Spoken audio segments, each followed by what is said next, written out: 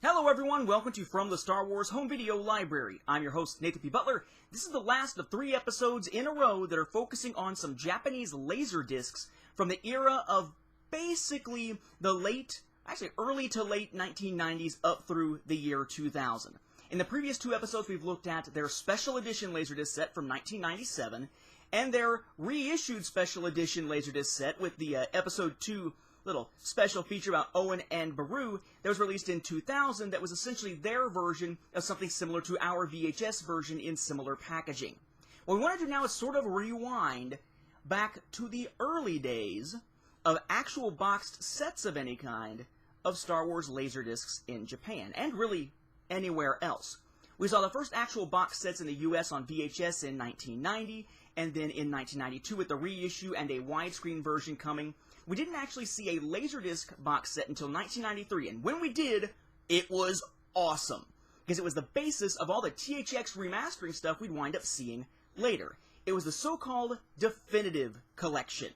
That was this bad boy. And may I say thanks here, to start with, to Owen Brown, who sold me this particular copy of it. I had a copy before, pretty beat up, so now I've got a much, much nicer copy here in much more pristine, or close to pristine, packaging. But this was that US version of the Star Wars Trilogy Definitive Collection LaserDisc set on CAV discs, right? So standard play, better quality discs here, but only half an hour on each side, from the US in 1993. This is the one that they did the THX remastering for, that was then used as the masters for the THX remastered edition in 1995, and then of course those bonus discs of the original trilogy films in 2006 and 2008 on DVD, minus the beginning of A New Hope that was taken from a good film copy. So we had this giant box, right? And nothing, this is going to be important, nothing on the top or the bottom. The side, one side then blank, the side with a flap has our logo up there, logo for the item, names of the films, logos on the bottom from a technical side, and then it opened up from the side with Velcro, and you took out the interior contents. And what you did, by the way, before we look at them, this is what the inside looked like. Okay, you have essentially a block of styrofoam here in the back for the book that's inside it and the little booklet that's inside to bump up against, because they're not going to be as wide as the LaserDisc sleeves. A big spot for the sleeves, but it's all one giant space just with a piece of styrofoam. And then here on the side, built up with some regular cardboard and then black cardboard here at the end, is going to be another thing, again, because we've got our book inside it and the booklet that are going to be less tall than a LaserDisc sleeve. But it's all essentially one giant container, just with this thick cardboard on the side and a piece of styrofoam on the far end to basically deal with the size differences between book and LaserDisc sleeve. It's actually going to matter, I promise. We then have our booklet that tells us about the contents of the LaserDisc set that we've looked at previously, because we have looked at the Definitive Collection before. And then we have a copy of George Lucas' The Creative Impulse, the entire book, but this has no dust jacket. The US version did not have a dust jacket. It's not that mine's missing it. They simply did not include the dust jacket for the US version in the Definitive Collection set, but it's the whole book, not just some quick little excerpt from it, like in the special widescreen collector's edition on VHS. You have your nice sort of foil-ish side there. And then the cover has our X-Wing after a TIE Fighter, kind of foil-ish looking, but then a blue hardback binding. Each film then gets its own big sleeve. And for each film, inside the sleeves are smaller sleeves of 1 disc each. Again, CAV discs. And the discs themselves have these labels on them that have Star Wars Trilogy Definitive Collection up at the top, the number, the fact that it's CAV, the LaserDisc logo, and so on, with the title of the film underneath the whole. Now, after looking at that on the show, quite a few episodes later, we took a look at what happened in Japan in 1995. You see, in 94, they took that 1993 US Definitive Collection and released it in Japan in a very similar fashion to the US release. But then in 1995, we had 2 different LaserDisc releases. We had a collector's set in white packaging that was essentially CLV discs and wound up including some behind-the-scenes special type material. Then we also saw that in 1995, they reissued the Definitive Collection in Japan. That was this, right, with the obi on there. I keep it at the bottom so it's not going to wind up being damaged. But this was a little bit different in that it was a shoebox type thing to open up. And inside, the contents varied a little bit from what we got originally. So what do we have here? Similar front, but notice no flap on it, because of course it is going to open like a shoebox. Got the obi down there in this case. Nothing on the bottom, just like in the US. Nothing on this side, just like in the US. This side has the name of the set, but no logo up at the top, no logos down underneath, no titles with it, so different than the flap spine of the 1993 US version. On the back, there's your information there, but it includes a lot of information in Japanese rather than English, which of course makes sense. And on the top, unlike the US version, we actually have a logo up there rather than simply blank space. Again, we open it up like a shoebox. Inside, once again, every film has its own big cardboard sleeve. You'll notice here that it has some Japanese text with it on the back. And instead of just saying Star Wars, now it has Star Wars and has Japanese lettering there. By comparison, rather than just saying Star Wars with some Japanese, the US version says Star Wars and then has sides 1 through 6, or whatever it might be for that particular film, and then a product number there on the edge, whereas the Japanese one just has the name in Japanese text. Inside, each disc does get protected, but it's in a white sleeve rather than a special cool-looking black sleeve at this point. And then the disc labels are different. 20th Century Fox Home Entertainment in white on blue background up there at the top with white beneath, with the logo of the individual film with Japanese text underneath it, and then our side number and LaserDisc logo off to the individual sides. Packaged in there with it, we have our booklet, which looks pretty much like the English one on front and back, but then when you open it up and actually start flipping through, bulk of the text there is in Japanese. And instead of a copy of George Lucas' The Creative Impulse, whether with or without a dust jacket, this one drops the book and gave us that The Making of Trilogy, or The Making of Trilogy, or The Making of Trilogy, or The Making... Anyway, The Making of Trilogy, which has, of course, for some reason listed here in backward order, Classic Creatures Return of the Jedi, SPFX, The Empire Strikes Back, and The Making of Star Wars as told by C-3PO and R2-D2 there, and that thing that opens up and then has our individual laser discs in there. So something very different than including a book. Now, we've seen all of those before on the show. What we haven't seen is that intermediate step. In 1994, we got that LaserDisc Definitive Collection in Japan for the first time. We've never seen that step. We've seen the Definitive Collection over here that is a lot like that one from 94 in Japan, but it was from 93.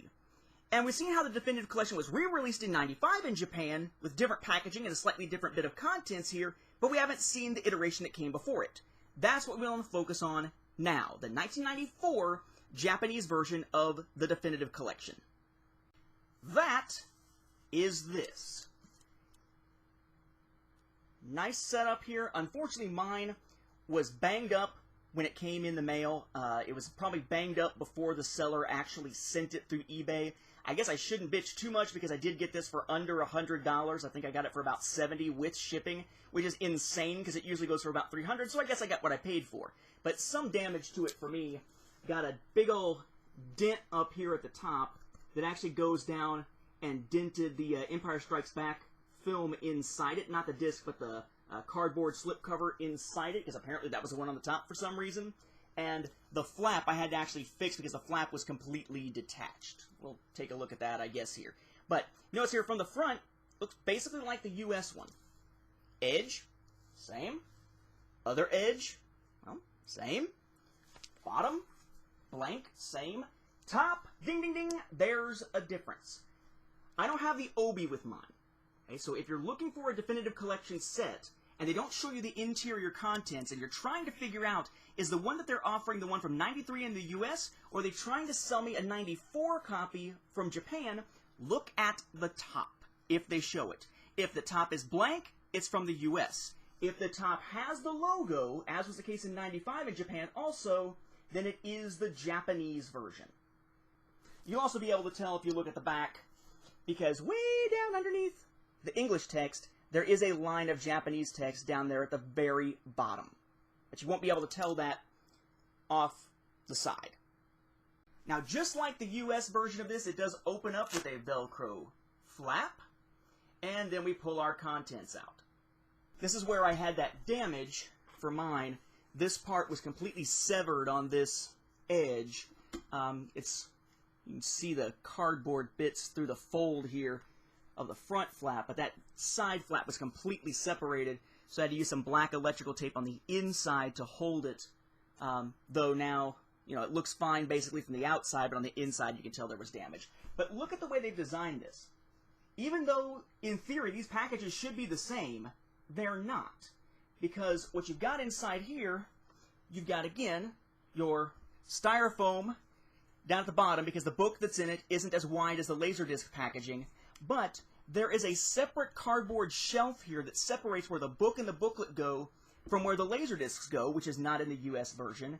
And this over here on the side, instead of being a line of cardboard that goes all the way back, is a block of styrofoam that's entirely black that goes all the way back, and then you got your piece of styrofoam in there like before. So even though you would think that these would be essentially identical, except maybe some of the print on it, they're not. A little bit of Japanese text on the back, logo on the top, different design for how it holds things securely inside. And I actually prefer the secure holding of this rather than the way that the US version did it. Now, inside you have each film inside one of those cardboard cases, but there are slight differences. This is the original that we looked at, which is actually the one from '95, so to us it was original in watching this series, but it's actually a revamped version from '95. The cover looks the same. The spines are a bit different. Remember, on that release from '95, the spine just had the title in English and then Japanese. It was the US one that told us the name of the film, and gave us a product number, and told us which sides we were looking at from the set. But on the Japanese one from '94, it's very similar to the US one. It's still got the name in Japanese next to the English one, but then in the middle, nothing. That's actually just a scuff there. And on the edge, there's your product number. So we still don't have anything in the middle on either of the ones from '94 and '95 from Japan compared to the US one that told us what sides were in it. But we have a product number in '94 that's not on it in '95. As for the backs, again, '95, the one we had looked at previously, versus '94. Now, they may look essentially the same to you, but what you'll find is that when you actually start looking at the fine print and legalese down at the bottom, they didn't just reuse the packaging, which the spine can tell us too, even though the front is essentially identical, because the copyright information has been updated with 1995 and so on for the '95 version, whereas the '94 version says, of course, 1994 and so on. You'll also find that this one, down at the bottom, doesn't take up nearly as much space with its copyright info. Copyright info very small, same color as everything else from '94. Copyright info for '95 down there in a big section of white text. You'll also notice that because this is when they were shifting between Fox Video and 20th Century Fox Home Entertainment, '95, the one we looked at before, already has 20th Century Fox Home Entertainment, whereas the '94 version still has Fox Video with the THX logo and simply has the 20th Century Fox image over there off to the side. So even though they look very much the same, very similar, they aren't identical between '94 and '95. Also of note, '94, you pull out the individual discs from each individual film, they're in those cool black packages rather than the white ones from '95. And then your actual discs, once you take them out and take your little, I call it tissue paper stuff, off the top of them, the disc labels more closely resemble the US version from '93 than the Japanese one from '95, with the real big difference there being the fact that you have some Japanese text over the disc number and underneath the title to tell the title in Japanese as well. Then we have our little booklets here. Again, the front essentially the same. This is 1995 in Japan, 1994 in Japan, 1993 in the US. Covers essentially identical. There is no spine. But if you look at the backs are slightly different here. 1993 copyright date, Fox Video, THX, LaserDisc, CBS, Fox Video there in that same sort of bluish gray with the Lucasfilm logo that we see as the rest of the text. That's the 93 US set. Switch to 1994 in Japan. Same logo, same color scheme, except 1994 copyright, even though all of it is in English. Then jump to 1995 in Japan. We swap out Fox Video for 20th Century Fox Home Entertainment. It goes white instead of that grayish blue of the rest of the text. And then underneath, of course, it changes the copyright date to 95. Inside, again, 95, Japanese text in place of most of the English text, but not all. And essentially, same setup on the inside in this 1994 set. But then we come to the thing that makes it really easy to tell these sets apart when you're not looking at the fine, minute details of color of lettering, or copyright date down in the corner, or a little bit of Japanese text and what accompanies it on, say, a spine somewhere. The thing that makes it obvious that this is the Japanese 1994 set rather than the US one from 93 is its version of George Lucas' The Creative Impulse, which is this. Yes, in the Japanese 1994 set, it is a Japanese copy, hence Japanese text up here and down here. Does have George Lucas up there, but not The Creative Impulse, just George Lucas there in English lettering. But you'll notice here, there's a freaking dust jacket on the thing. It looks a little bit different than the US dust jacket if you actually buy this separately, because it does have the Japanese text there. But what I found interesting, and something I actually didn't know until I got this in my hands, was that it's not just a difference between the Japanese version and US one of the dust jacket. Now, of course, on the inside, the text is going to be Japanese. So, of course, the book itself was going to be different in terms of the language that it's written in. But I expected the actual hardcover underneath the dust jacket to be the same. You know, that blue color with the foil X-Wing and TIE Fighter on the front, and kind of that weird foil title on the side that looks a little odd next to that blue hardcover binding. No. Without the dust jacket, it looks like this. Plain white, George Lucas' The Creative Impulse there in English only, nothing on the back, and just George Lucas on the spine. So what we have here is a way to tell, even if the dust jacket has been lost, that you're looking at the 94 Japanese set, because it'll have this version, not the blue one, inside it without its dust jacket. But with the dust jacket, it'll be easy to spot, because A, it has one at all, but B, it's Japanese subtitle. Look closely. George Lucas is in English, but nothing else on this cover is English. You can tell the difference when you take a look. In theory, maybe somebody could take a 1993 copy from the US, and maybe they had George Lucas' The Creative Impulse, and they put the wrong copy of the book back in the package so it happens to have a dust jacket. Okay, that's possible. It may be unlikely these days, but it's possible. But you can still tell the difference, even if that happens, because Japanese text is in the subtitle, author's name, and so forth on the copy in 1994's Japanese set. So very similar to the US set from 93, and in some ways similar to the reissue in Japan in 95. It's that intermediate step, making it somewhat of a hybrid of the two approaches we had seen before on From the Star Wars Home Video Library. I'm glad to finally be able to add it to my collection. I'm glad I was able to do it for a cost that was under $100, which allowed me to get the ones from 97 and 2000 that I showed you recently. I had budgeted about $300 off to the side to finally get this set when I got all my summer school pay and whatnot, only for it to turn out that I was able to get it for $100. So hey, I looked and grabbed those other two that we've shown on the show recently. Still wish that I had known that it was damaged. Nothing in the auction that said so, but I'm not going to argue the point given how long it took to get here and how cheap it was overall. Maybe someday I'll replace it like I did with the 93 set, thanks to Owen Brown. But for now, I'm happy to have this 1994 Japanese set finally in my Star Wars home video library.